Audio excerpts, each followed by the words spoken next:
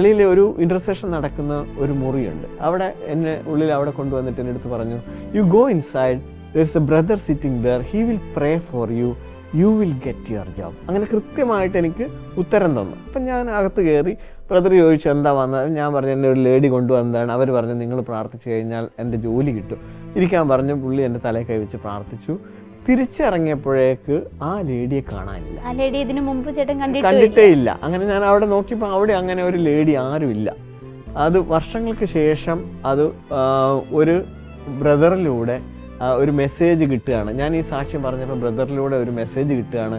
സ്വർഗത്തിൽ വലിയ ഒരു അടയാളം കാണപ്പെട്ടു. സൂര്യനെ ഉടയാടയാക്കിയ ഒരു സ്ത്രീ, അവരുടെ പാദങ്ങൾക്കടിയിൽ ചന്ദ്രൻ, ശിരസിൽ 12 നക്ഷത്രങ്ങൾ കൊണ്ടുള്ള കിരീടം. മോനെ അത് പരിശുദ്ധ അമ്മയായിരുന്നു വന്ന് വിളിച്ചതെന്നുള്ള ആ ഒരു വലിയ സന്തോഷമായിരുന്നു.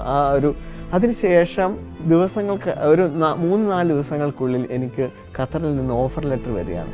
അപ്പോൾ ഞാൻ അത് മനസ്സിലാക്കി. എന്നെ വിളിച്ചത് ദൈവം, ജീവിക്കുന്ന ദൈവമാണെന്ന് എൻ്റെ മനസ്സിൽ ശക്തമായിട്ടുള്ളൊരു ബോധ്യം ലഭിച്ചു.